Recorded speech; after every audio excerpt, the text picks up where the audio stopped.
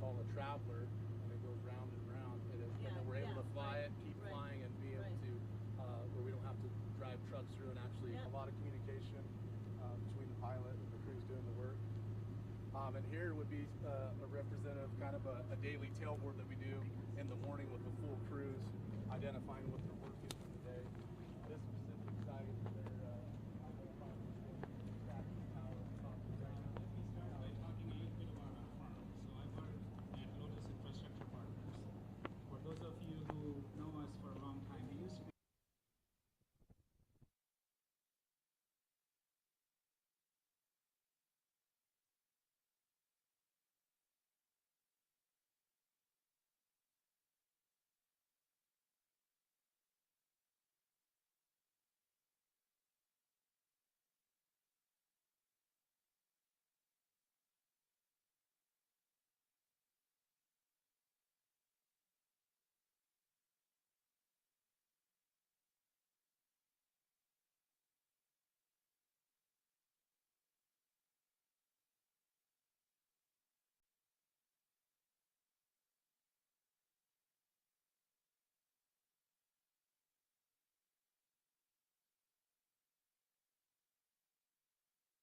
the country that is the future for the world.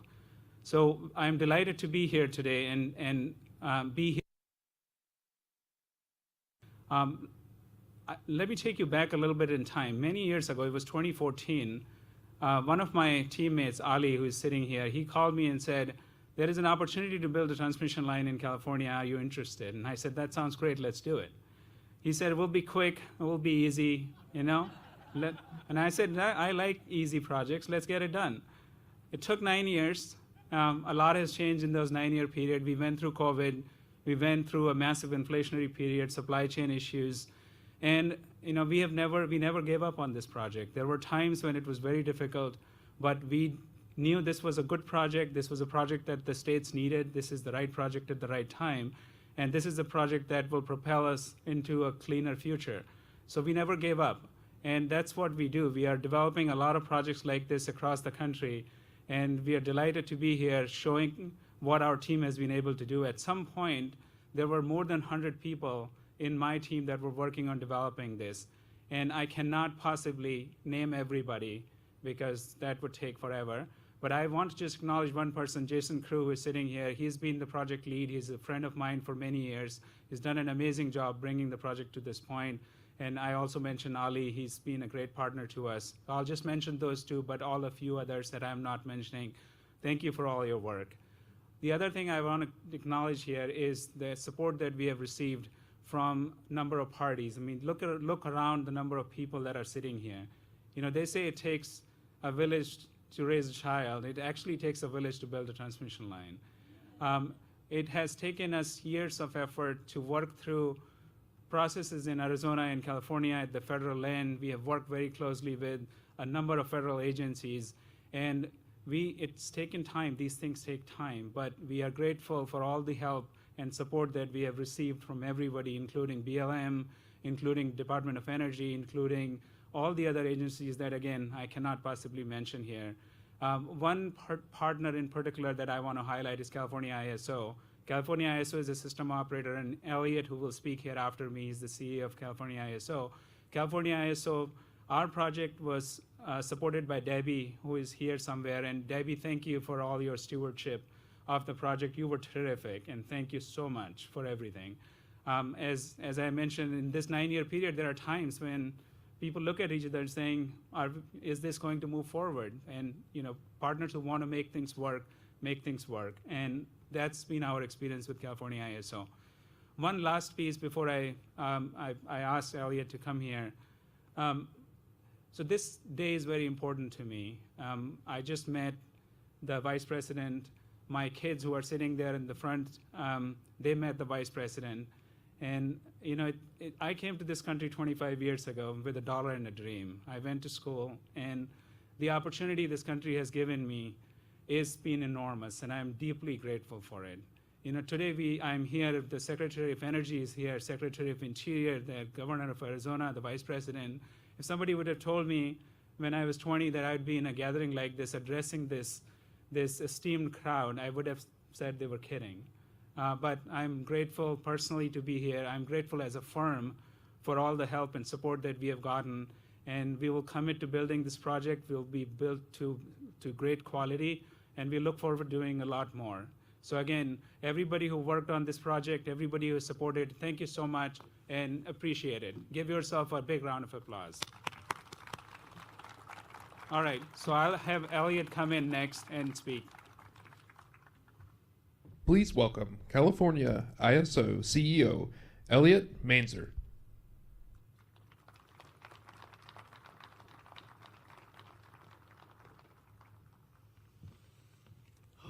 Absolutely beautiful day. It's wonderful to see everybody. Vice President Harris, Secretary Granholm, Secretary Haaland, Governor Hobbs, leaders and dignitaries gathered here today. On behalf of all of us at the California Independent System Operator, it really is a true pleasure and an honor to join you today to participate in the dedication and groundbreaking for the 10 West Link.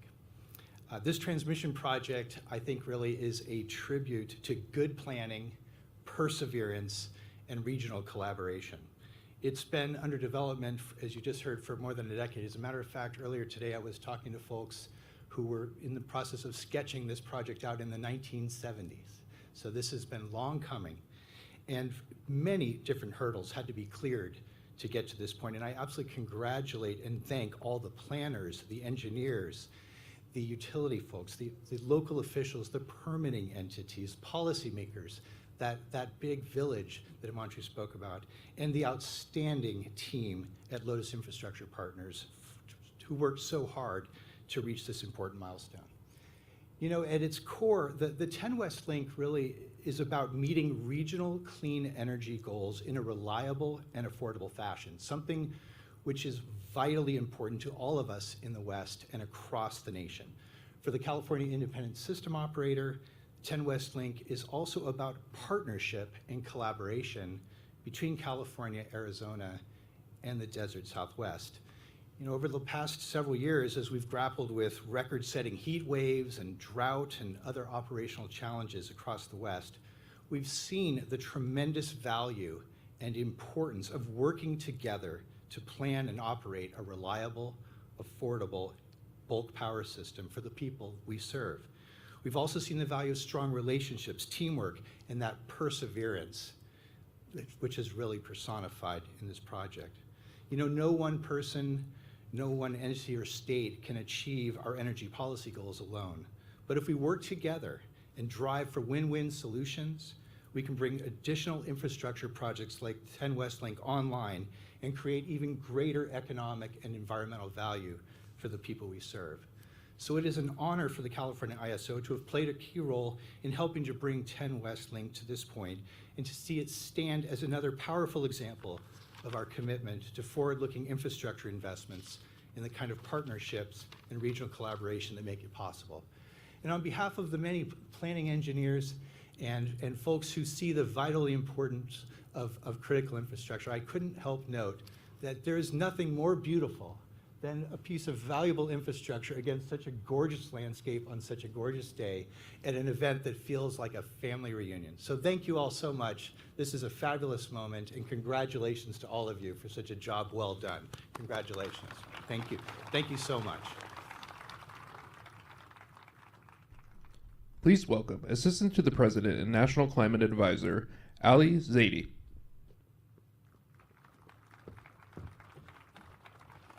Hey everybody, it's so good to be here, and what a beautiful day to have this celebration. You know, if you rewind the clock a little bit to 2018, the United Nations scientific panel put out a report that said we were in the decisive decade. The science, the imperative, the urgency to take action and bold action. For businesses, what that means is this decade must be defined not by commissioning another report or analysis, but by taking the risk, but by green lighting the capital projects that we need to make the difference in this moment. For government, what that means isn't just proposing another blueprint, it's passing historic legislation. What's exciting to me working on climate in the Biden-Harris administration in this moment here in the United States is that we are stepping up in this moment of need. When it comes to the private sector, we are seeing capital formation happen in a historic fashion. Companies like the ones today stepping up and building the projects that we're going to need to harness power from the sun and the wind, harness renewable energy from a variety of sources, bring zero carbon power like advanced nuclear and hydrogen to the marketplace. And when it comes to government, it means President Biden, Vice President Harris, working the phones, staying up late nights, using all that they have learned to get historic pieces of legislation across the line. The bipartisan infrastructure law, the Inflation Reduction Act, things that will allow us not only to meet the moment on climate, but also to harness the full economic upside on behalf of the American people. So that's what the decisive decade means. It means we see the climate crisis showing up in our communities, and rather than see it as a story of doom and gloom, we see the opportunity and we decide to seize it. The other big question for us, I think, is how we go about meeting this moment. Who do we bring along? And I think that's the other big part of the story here today. Not only are we delivering by putting steel in the ground, the folks who are going to do it put steel in the spine of the American middle class. The president, when he ran for office, said when he sees climate, he sees jobs. But he wasn't agnostic about what kind of jobs. He said we needed to build good-paying union jobs, folks who were able to expand the American middle class. So as we tackle the climate crisis, as we deliver new, reliable, affordable, clean energy to the marketplace, not only are we doing the work that we need for the environment, we're also expanding the American middle class, and we're doing it in a way that's delivering a renaissance for American industry. You know, we're looking at transmission and what it's going to do to help us bring solar from point A to point B. I think about the fact that when President Biden, Vice President Harris walked into the office, 7 gigawatts was all we could manufacture here in terms of solar panels in the United States. By the end of this first term, 2024, we will have quadrupled our manufacturing capacity. Other forms of energy, we're seeing wind go from 0 gigawatts of offshore wind to now looking at 30 and beyond gigawatts of offshore wind. So look, I think what is so exciting is that as a country, we've decided to look at the challenge that we face. And as a country, as we so often do, we have found the opportunity embedded in this crisis.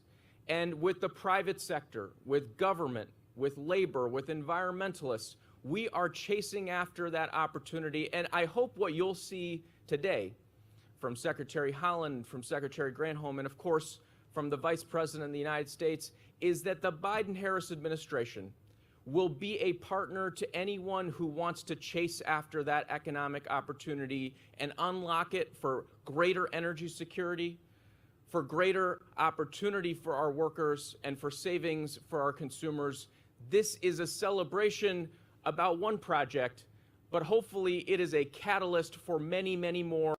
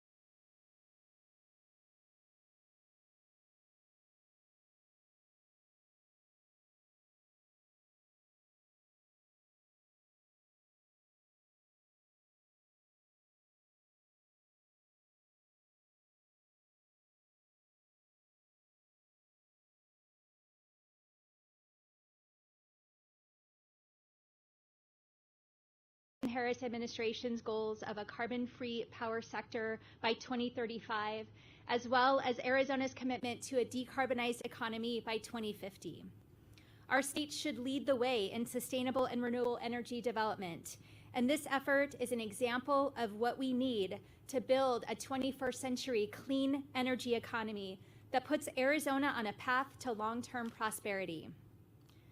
Over the last year, I've heard from many people across Arizona about rising energy costs and the burden this has placed on their families.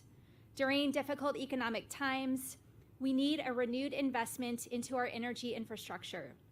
We need leadership from the state to tackle the challenges we're facing with regards to energy, infrastructure, water, and land. That's why I established the Governor's Office of Resiliency to better leverage state and federal resources to modernize our energy and transportation sectors and to support Arizona's clean energy future. We also need leadership and focus from the federal government, and this project gives us just that.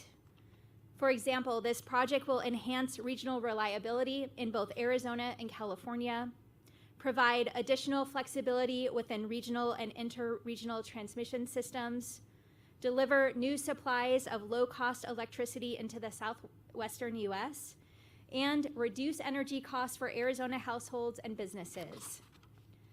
This transmission line will bring economic benefits, including new jobs, resulting in indirect economic benefits such as secondary spending by those employed by the project and property tax revenues. It's a boost to local communities and will contribute to a more sustainable and resilient Arizona. This is a major step forward for our state in terms of achieving a cleaner, more sustainable energy future. I'm confident that with the leadership of the Biden-Harris administration, coupled with leaders from around the state and from the private sector, we can build upon the success of this project as we look to the future of energy in the West. Vice President Harris, thank you for your commitment to our state and for being here with us today. It is truly an honor.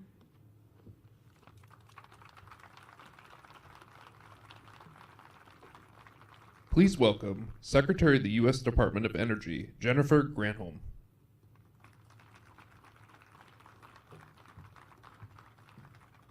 Hey everybody, thanks so much for waiting and for being here on this fantastic day. I want to thank the leadership of 10 West. I mean, really, Mr. Saxena, this is a fantastic example of what we want to see happening all across the country quicker. And we're going to start that process. This is actually a symbol of us really launching our effort to be able to do transmission projects across the country. So great to be here with my colleague Ali Zaidi from the White House, Elliot Mainzer, who's been such a phenomenal leader at Cal ISO, and of course Governor Hobbs. What an amazing moment for Arizona. This state, many of you know, has the capacity, the solar capacity, to be number 2 in the country, number 2 in terms of solar generation. And this is the start of that. I mean, you've already begun that, obviously, but we want to get you up to that capacity as we do with the rest of the states as well. When President Biden and Vice President Harris took office, they said they were going to build an American energy sector, clean energy sector, American soil, on American soil, using American workers, and we were going to bring back jobs from overseas and create a whole supply chain for that American clean energy economy. As Ali Zaidi said, this is huge for us. As a former governor myself of the state of Michigan, it was, I was governor and saw an awful lot of jobs go overseas, largely because of NAFTA and our willingness as a nation to stand by and allow other countries come in and take our jobs. This president and this vice president have said, no, we are going to make products here that lead us to be energy independent. We are going to stamp them made in America. We're going to use them here, and we may export them elsewhere. And it all begins with having the infrastructure to get that clean energy out. And that's why this project here at 10 West, I'm pointing over here because of the infrastructure. I'm not sure where Is it going to end up being here, there? I'm not sure which side it's on. It's going to be right there. Fantastic. And look at all of this land. Every time you see vacant parcels of land, you think American energy is possible. And that means resilient energy. And that means that Arizona and California are reinforcing each other with the energy that will be produced and moved along this transmission line. The president has set this goal of getting 100% of our electricity from clean sources by 2035. That means we have to essentially double the size of our transmission grid in this country. Double the size. We have to add about 2,000 gigawatts. That's a lot of clean energy on that grid to get to 100% clean electricity by 2035. And that's why this is so important. But with the laws that Ali Zaidi described, with the bipartisan infrastructure law, the Department of Energy has launched a Building a Better Grid initiative. I think Maria Robinson is here in the audience, some over here. She leads our grid deployment office. This is all about deploying and using the bipartisan infrastructure law. That office has billions of dollars now to incentivize the build out of further transmission. With the Inflation Reduction Act, our loan programs office has billions of dollars additionally to be able to loan to those who wish to expand our transmission grid. And we're just getting feedback now. We've asked for feedback on the next tranche of the funding, which is $760 million for local units, to assist local units of government and states in the siting of transmission, which we know is a huge deal. So 10 West is just the beginning of clean energy transmission and infrastructure, American-made on American soil, using American-made solar panels, we hope, using American-made wind turbines in other areas, using American-made and generated energy, which makes us energy secure as a nation and makes us proud as Americans. Thanks all so much. Please welcome Secretary of the U.S. Department of the Interior, Deb Haaland.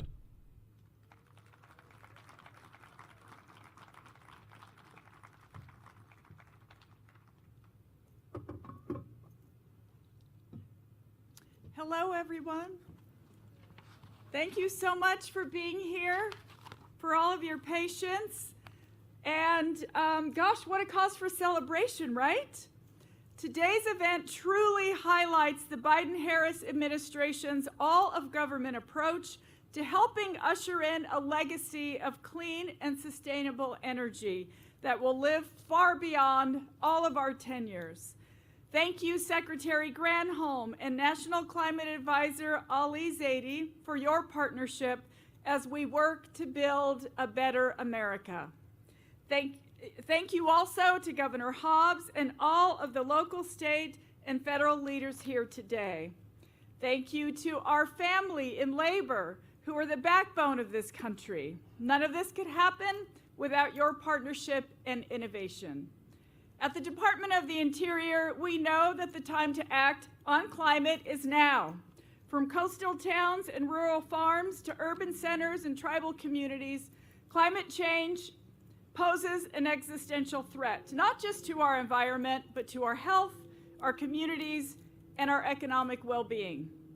As we look to stem the worsening impacts of the climate crisis, we know that clean energy, including transmission lines and solar energy projects on public lands, will help communities across the country be part of the climate solution, which will create good-paying jobs. Under President Biden and Vice President Harris's leadership, this administration is taking an all-hands-on-deck approach toward ambitious clean energy goals that will support families, boost local economies, and help address economic injustice. The Interior Department has been moving quickly to meet President Biden's goal of permitting at least 25 gigawatts of onshore renewable energy by 2025. And the project we are all here to celebrate, the 10 West Link, is a momentous milestone in our effort to make that goal a reality. When fully constructed, this transmission line will provide critical transmission infrastructure to support the development of future solar energy resources. It will also boost the reliability of the bulk power system for millions of people in central Arizona and Southern California. As with all good projects, we didn't just get here overnight. In fact, this project was initiated nearly a decade ago, culminating in the Interior Department's approval of construction last summer. Throughout all of those years, our Bureau of Land Management Arizona team, under the leadership of Raymond Suazo, has shown exceptional leadership and collaboration to develop the best possible route for this transmission line. By working closely with a wide variety of partners and stakeholders, the BLM was able to avoid impacts to military readiness and operations, local communities, tribal lands, popular recreation areas, and the Kofa National Wildlife Refuge. I know some of the team is with us here today, including our Principal Deputy Assistant Secretary, Laura Daniel Davis. Thank you, Laura. All of you have shown us the key to building modern, resilient climate infrastructure is innovation, collaboration, and an unwavering commitment to balancing the needs of all of our communities. All this while protecting natural and cultural resources. Team BLM, can I get you all to stand for just a moment, please? Team BLM, thank you all. Give them a hand. Thank you all so much for the work you do. Thank you for helping me to recognize these amazing public servants. With their thoughtful, solutions-oriented, and dedicated work each and every day on behalf of the American people, projects like 10 West make it across the finish line. The success of this project underscores the importance of President Biden's bipartisan infrastructure law and the Inflation Reduction Act. These historic laws are making crucial investments in clean energy development and in protecting our communities from the worsening impacts of climate change by boosting climate resiliency and replacing aging infrastructure.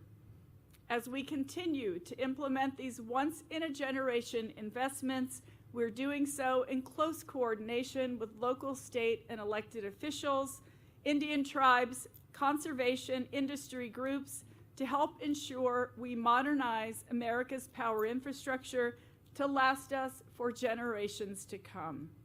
The demand for clean energy has never been greater.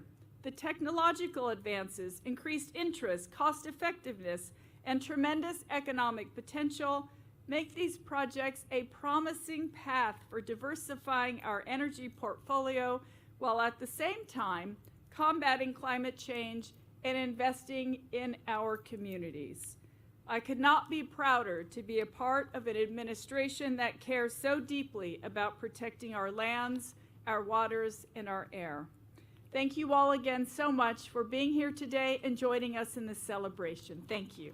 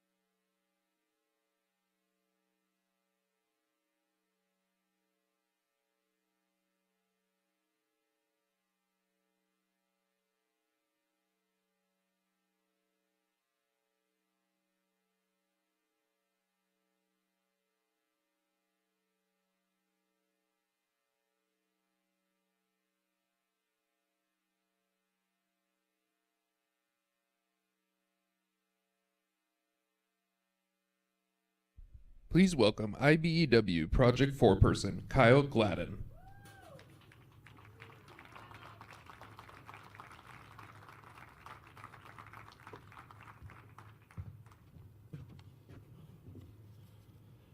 Good afternoon. My name is Kyle Gladden. I'm a construction manager for T&D Power EC Source, a part of the 10 West Link project, a partnership with DCR Transmission. I'm a proud union member of the International Brotherhood of Electrical Workers Local 769, based out of Gilbert, Arizona. I have been a member of the IBW for over 25 years, working as an apprentice lineman, a journeyman lineman, a foreman, a general foreman, a superintendent, a construction manager of large engineering, procurement, and construction projects. I'm excited about the 10 West Link project because it gave me the opportunity to move back to the Phoenix area to be closer to my family and give back to the community where I began my career. This project is providing over 300 good union jobs to a highly skilled and trained electricians from IBW Local 769 and IBW Local 47. And because of these are good family sustaining union jobs, 10 West Link will not only improve the transmission system efficiency and reliability, it will also deliver a major economic benefit for both Arizona and California. President Biden and Vice President Harris understand how valuable union workers are, that we have always stepped up for our communities and our country, and that our country should support and respect workers and their unions. It is my honor to introduce the Vice President of the United States of America, Vice President Harris.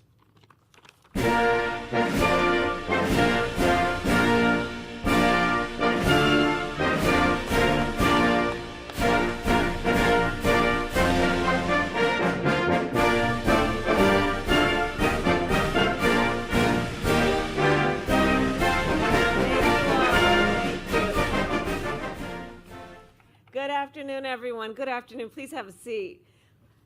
Kyle, thank you for those words and for your work. I had the great pleasure of spending a little bit of time with Kyle and his colleagues on the other side of this tent talking about their work. And it's extraordinary what you guys are doing. It's highly skilled work. It is transformational work. I asked Kyle to explain a little bit about, if you're talking with folks to help them understand what it involves, what do you talk about? How do you feel about it? And he said, it's more than a job. He said it's a lifestyle. He said it takes time away from your family, but you make incredible friends that become like family in terms of being on the ground and doing this work. So Kyle, thank you so very much. Thank you. If we can applaud all that he and his colleagues are doing. And thank you to all the linemen of the IBEW. I will say it is great to be back in Arizona. Governor Katie Hobbs, I want to thank you for your leadership and for welcoming us to this beautiful state. We are joined today also by two true champions in the fight against the climate crisis, and of course that is the Secretary of Energy, Jennifer Granholm, and the Secretary of the Interior, Deb Haaland. Thank you both for your leadership. Thank you. And it is also good to be here with the leaders of 10 West and CAISO. Thank you for all that you are doing. This is truly a partnership. So, when I was a child, my family would take road trips, like I'm sure many of us. And I remember sitting in the back seat of my mother's Dodge Dart. It was yellow. She let us pick out the color. And we'd be sitting in the back seat, me and my sister, and trying to, figure out how to occupy the time. I'll date myself by saying sometimes we would occupy the time by counting how many VW bugs that we saw drive by. People are nodding. But also sometimes just looking out the window, and I remember watching the miles and miles of electric wires flash by the window. And it was kind of mesmerizing to just see those lines as we were driving the roads. And those wires, they seemed endless. Well, let's think about it. Today, America has more than 500,000 miles of transmission lines, enough to wrap around the globe 24 times. These lines connect the power plants where electricity is created to homes and businesses and schools and hospitals across our nation. Think about it. Every time you turn on a light or charge your laptop or plug in your air conditioner or put leftovers in the fridge, you rely on the power delivered by our nation's network of transmission lines. And that network is in desperate need of an upgrade. So America is at the start of an historic transition away from fossil fuel plants that pollute our communities and toward cleaner and safer energy sources. Today, on the plains of Kansas, off the shores of New York, and in the deserts of Arizona, our nation is building new sources of energy. In particular, new wind and solar farms, which generate clean power for millions of families. But there's a challenge. Those wind and solar farms are often far away from the communities that they power. In many cases, the infrastructure we need to move clean electricity from where it is created to where it is most needed has not yet been built. And so, to create our clean energy future, we must construct thousands of miles of new high-voltage transmission lines all across our country. And that is why we are here today. The 10 West Link transmission line will stretch from Arizona to California. It will deliver electricity from wind and solar farms out here in the desert to big cities like Phoenix and Los Angeles and San Diego, and to rural communities like Blythe and Quartzsite. This electricity will be clean electricity. Solar panels and wind turbines do not produce toxic fumes that poison our air or dangerous chemicals that poison our water. And the energy delivered by these lines will not just be cleaner, it will also be cheaper. On average, you see, clean electricity is less expensive than electricity generated from traditional sources. And more transition to transmission lines means more clean energy for our communities. And that means more money in the pocket of the American people. More money to buy groceries, to invest in home repairs, to pay for your kids' college, and to save for your retirement. New and upgraded transmission lines will also help make sure communities have enough power to meet peak demand, which will increase energy reliability, which means it will help prevent against that one bad storm or wildfire that knocks out the lights. That's fewer blackouts, fewer summer nights without the AC, and fewer of those cell phone alerts that tell you to turn off or reduce non-essential power so the grid doesn't overload. And all of this also creates jobs, good paying jobs, union jobs, jobs for IBEW linemen who will build and repair these lines, jobs for young people looking to start a career in clean energy and the clean energy economy, jobs that will help our nation finally take on the climate crisis as the crisis that it is. You know, for years, we have witnessed the impact of the climate crisis. For years, we have also experienced the impact of the climate crisis. Communities have been wiped out by wildfire, destroyed by hurricanes, and choked by deadly heat. Here in Arizona, record-breaking droughts have made access to clean water increasingly uncertain. In my home state of California, over the last month, records have been set. Rain has flooded neighborhoods and washed away farmland, and at least 20 people are dead including a child, in this most recent episode. And yet, for far too long, our nation has not acted with the urgency the climate crisis demands. And here's the thing. It's not because the science has been unclear. Scientists have warned us for years about the dangers of greenhouse gas emissions. It's not because we lacked solutions. We know how to reduce our emissions and protect our communities. No, none of that. It's because we have failed for so long to have folks who are fighting for action. You know, so many so-called leaders who lacked the political will and courage to act. Well, now I think we've turned the page, and there's consensus across all kinds of lines that it's time to take this crisis seriously, that time has arrived. And so last year, we all joined together, activists and organizers, parents and students, Native leaders, civil rights leaders, business leaders, and union workers. And together we made the largest investment to fight the climate crisis in American history. And today, across our nation, we are putting that investment to work. We are breaking ground on a solar panel factory in Alabama, a battery factory in Michigan, and a semiconductor factory in Chandler.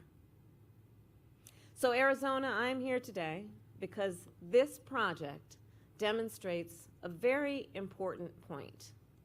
It shows that when we invest in climate, we also invest in families, in communities, in opportunity and prosperity for all people. When we invest in climate, we build a safer, cleaner, healthier, more just, and more prosperous country. When we invest in climate, we invest in America. May God bless you, and may God bless the United States of America. Thank you all. Thank you. Thank you. Thank